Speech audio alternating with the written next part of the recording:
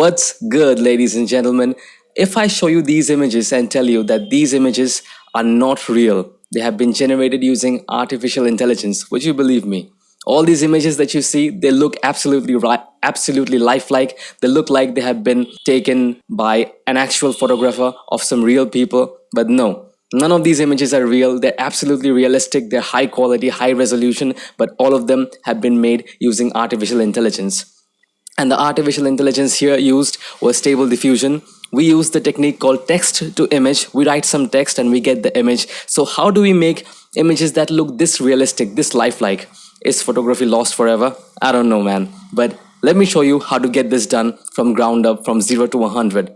So let's get down to business. But before that, if you want to see more such amazing contents and art form, you can follow me on my Instagram. And over there, you will find AI generated images, art form, posters, and also fashion design that I have made over the past few weeks.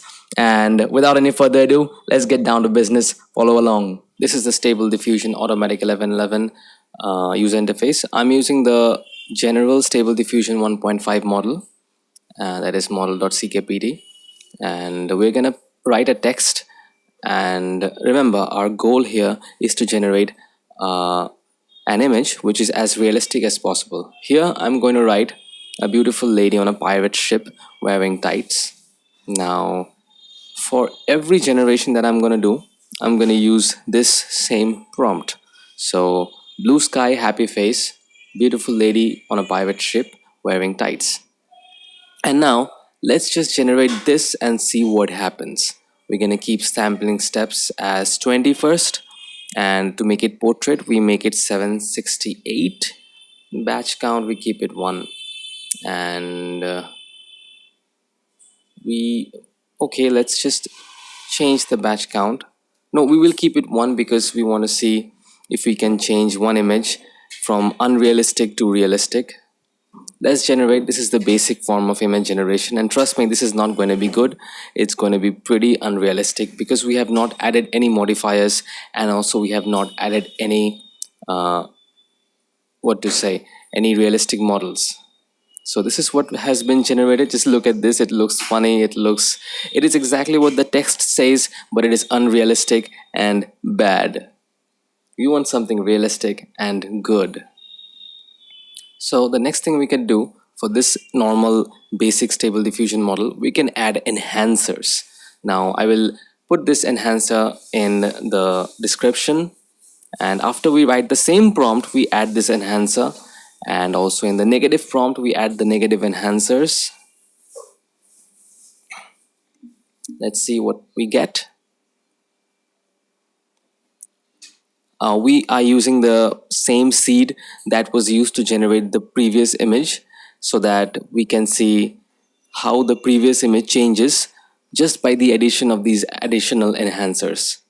So this is basically the previous image, but we are changing it with the help of the enhancers. And I'm pretty sure it's going to look a bit more realistic, but not extremely realistic than before.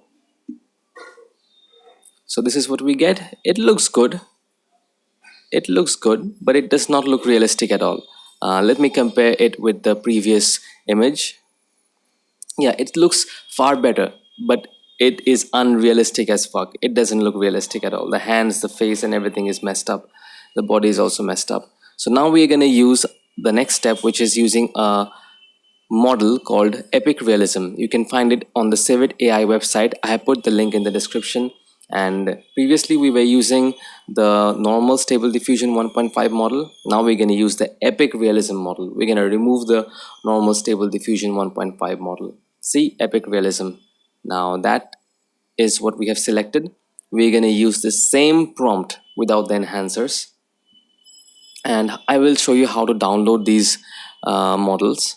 So look at these images that have been created using stable diffusion, using this epic realism model. These images look absolutely realistic, and I'm going to show you exactly how to make your image realistic as well. So to download this, you have to click on that button, and it's going to be about 2 GB of size, and we have to download it on the stable diffusion folder.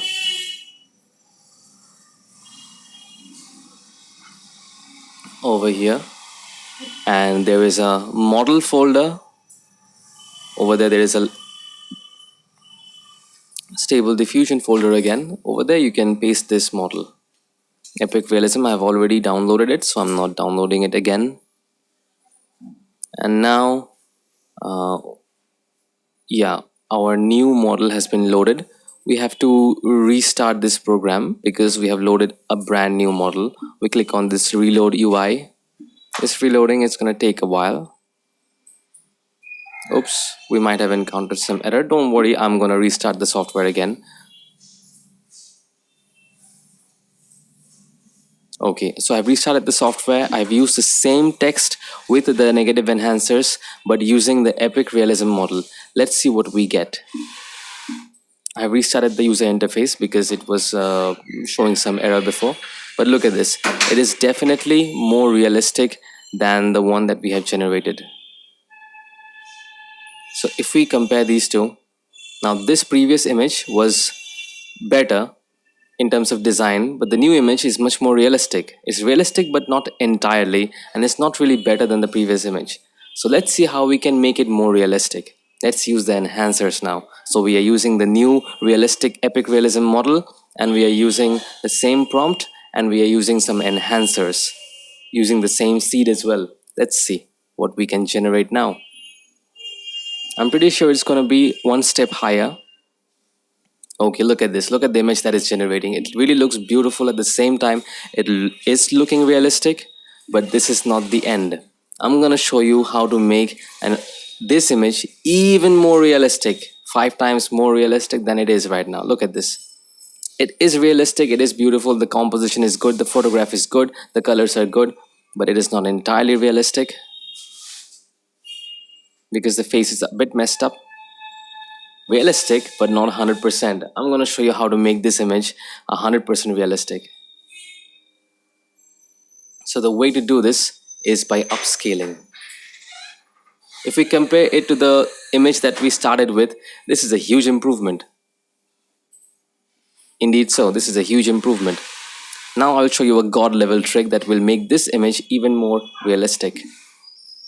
We are gonna upscale this, and this is not some ordinary upscale. This is going to be a god level upscale. On the sampling steps we write 30, and we use the same seed. We click on restoring faces, and we use the control net tile, and over there control net is more important. Follow my steps. We use the ultimate SD upscale. And how to install ultimate SD upscale, I will show you. I will give a link in the description. You can see that video and install ultimate SD upscale. We're gonna scale it twice. Now this upscaling is not going to be normal noob upscaling. You have to change the denoising strength as well. I put it 0.3. Now this upscaling is basically going to expand the image, and it's going to input some new data as well so that the image looks realistic and perfect. And for the upscaling, we have to delete a few of the texts.